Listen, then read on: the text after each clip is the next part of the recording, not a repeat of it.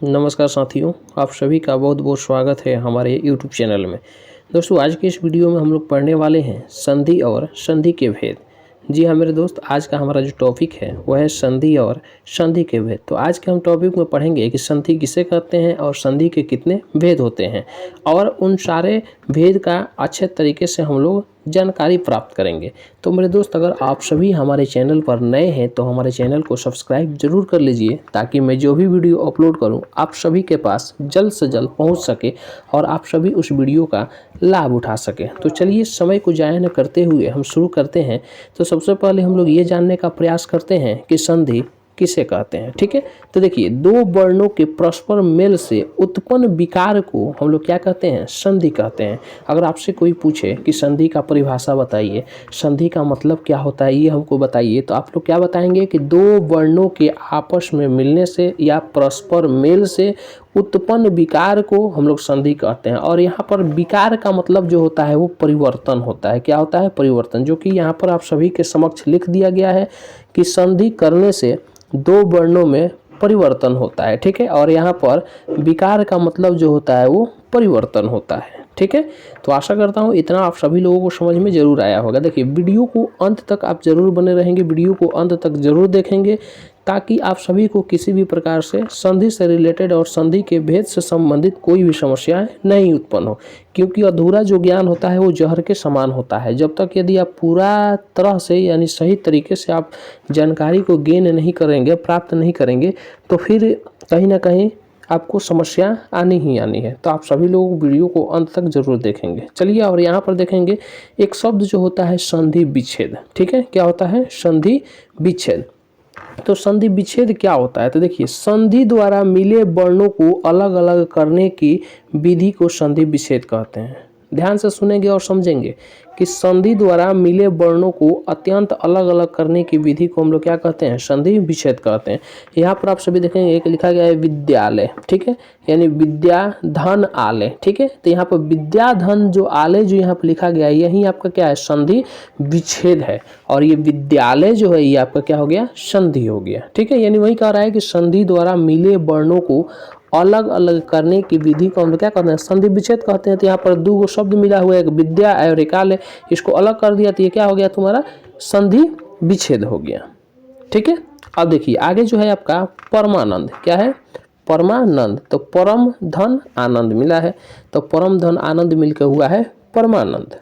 ठीक है, जैसे यहाँ पर आप सभी देखेंगे कि अ के साथ आ का मेल होता है तो आ बनता है। जैसे हिम धन आलय बना है तो हिमालय हुआ है।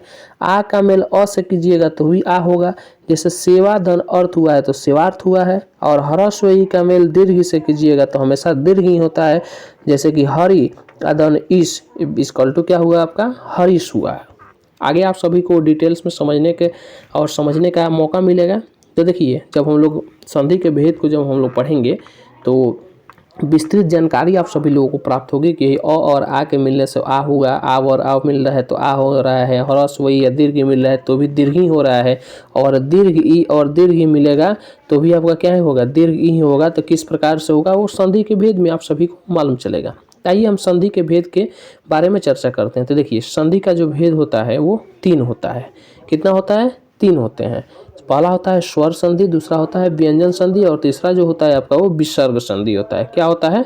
विसर्ग संधि। पहला जो होता है आपका स्वर संधि, दूसरा जो होता है वो व्यंजन संधि, और तीसरा जो होता है आपका वो विसर्ग संधि होता है। तो आइए हम जानने का प्रयास करते हैं सबसे पहले कि स्वर संधि किसे कहते हैं। तो देखिए, स्वर संधि जिसे हम कहते हैं तो कह रहा है कि दो स्वरों के आपस में मिलने से जो विकार परिवर्तन होता है, यानी जो विकार उत्पन्न होता है, उसे हम लोग क्या कहते हैं? स्वर संधि कहते हैं। दो स्वरों के आपस में मिलने से, ठीक है, जो विकार उत्पन्न होता है उसे हम लोग क्या कहते हैं? स्वर संधि कहते हैं। यहाँ पर आप सभी ध्यान देंगे, कह रहा है कि स्वर संधि में स्वर वर्ण का ही मेल होता है।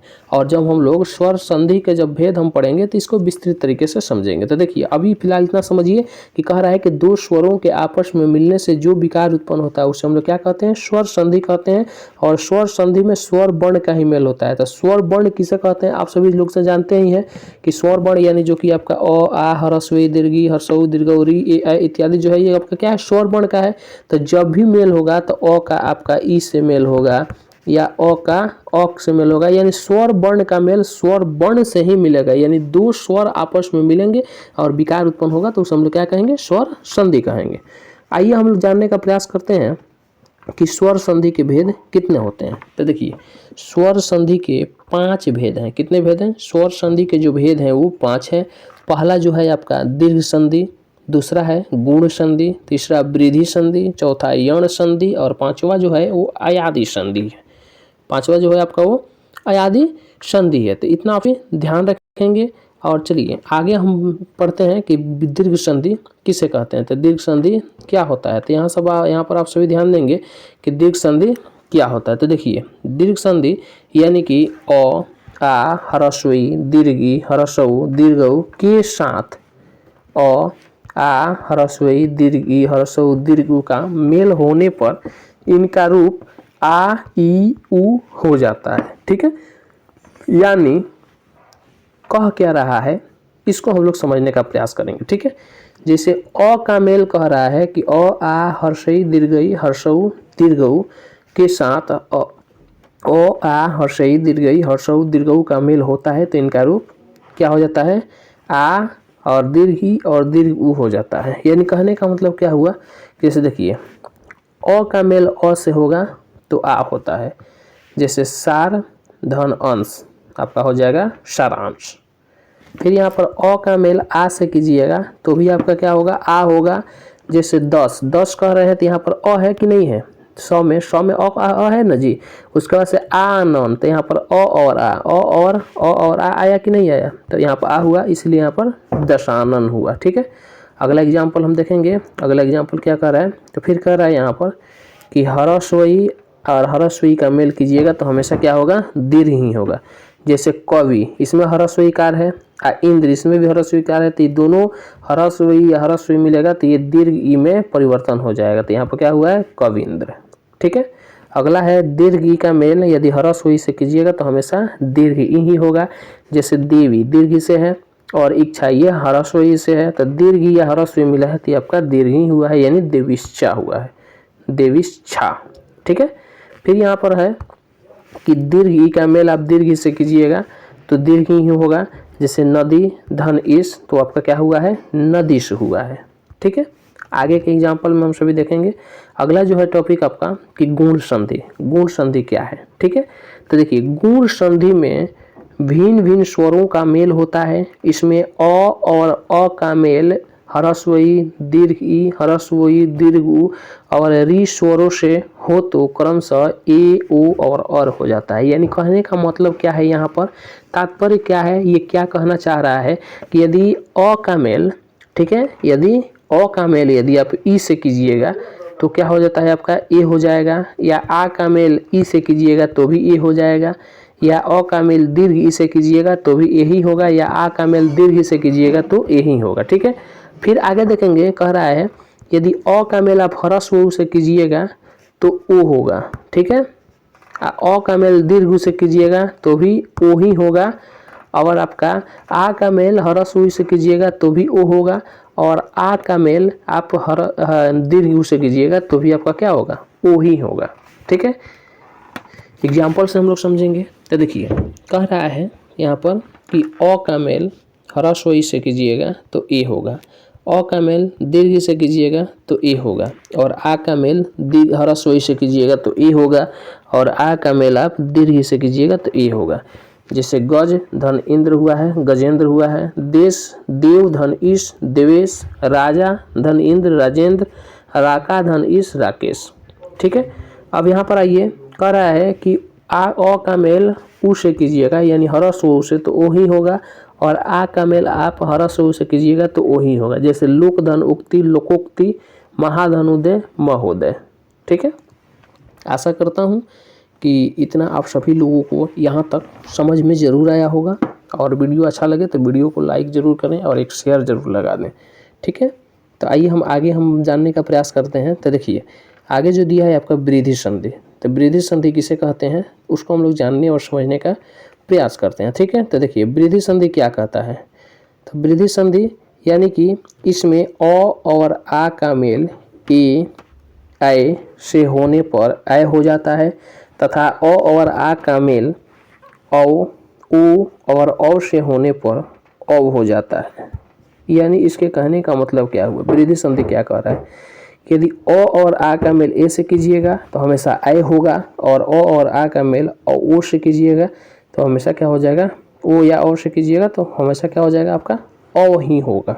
ठीक है, यानी कहने का मतलब क्या हुआ है, यहाँ पर जैसे में देखिए आप सभी कह रहा है कि अ का मेल ए से कीजिएगा तो आय होगा, अ का मेल आय से कीजिएगा तो आय होगा, अ का मेल ए से कीजिएगा तो आय ही होगा, और अ का मेल ओ से कीजिएगा तो औ होगा, अ का मेल औ से कीजिएगा तो भी औ ही होगा। जैसे एक और एक मिला है तो एक हुआ है, राज ऐश्वर्य मिला है तो राजेश्वर हुआ है, तथा धन एव मिला है तो तथैव हुआ है, दंत धन ओष्ठ इक्वल टू दंतोष्ठ दंतोष्ठ, परम धन औषध परमौषधर।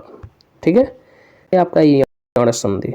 ठीक है, तो यण संधि किसे कहते हैं, तो यण संधि यानी यदि हरस्वई दीर्घी हरस्व दीर्घ री तथा री का मेल किसी भिन्न स्वर से होता है तो य व र ल हो जाता है। यानी कहने का मतलब क्या हुआ, यदि ई का मेल अ से कीजिएगा तो य होगा, उ का मेल अ से कीजिएगा तो व होगा, री का मेल र से कीजिएगा तो र होगा। ठीक है, और ली का मेल ल से अ से कीजिएगा तो आपका ल हो जाएगा। ठीक है, तो देखिए यहाँ पर जैसे इति धन आदि हुआ है तो इत्यादि हुआ है। एक और एग्जांपल आप सभी ले सकते हैं कि अति धन अधिक, जो कि आपका क्या होता है, अत्यधिक होता है। ये भी आपका यण संधि का उदाहरण है। सुधन अच स्वच्छ, मातृधन आदेश मात्रा देश। आप सभी चाहें तो इस सबका वीडियो पॉज करके और स्क्रीनशॉट आप सभी रख सकते हैं, अन्यथा आप सभी मेरा टेलीग्राम चैनल ज्वाइन कर सकते हैं, जो कि नॉलेज विद कंसेप्ट के नाम से जो टेलीग्राम चैनल ओपन हुआ है, वहाँ से आप सभी ज्वाइन करके और उसका PDF ले सकते हैं। ठीक है, आइए आगे हम देखते हैं।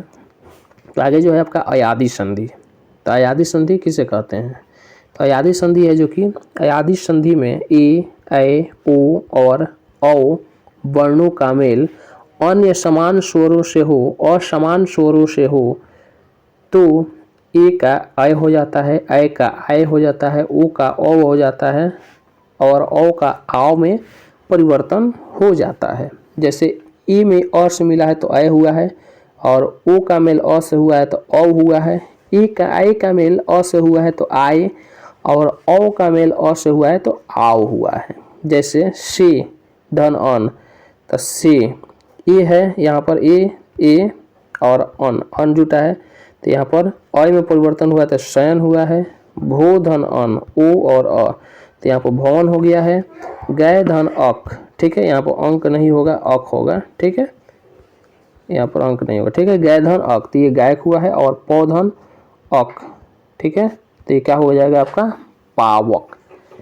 आशा करता हूँ कि उम्मीद है कि यहाँ तक आप सभी लोगों को समझ में आया होगा। ठीक है, तो अगर आप सभी लोगों को ये सारी चीज़ें समझ में आ रही है तो आप सभी लोग वीडियो को लाइक ज़रूर करेंगे, तथा जहाँ कहीं भी यदि आप लोगों को दिक्कत समस्याएं उत्पन्न हो रही है तो आप सभी कमेंट करेंगे। उम्मीद है कि अगली वीडियो में आप सभी लोग इससे भी बेहतर कंटेंट आप सभी लोगों को लाने का और आप सभी लोगों के बीच परोसने का प्रयास किया जाएगा। तब तक के लिए thank you, thanks for watching my video. और अगर आप सभी हमारे चैनल पर नए हैं तो चैनल को सब्सक्राइब जरूर कर लेंगे। Thank you.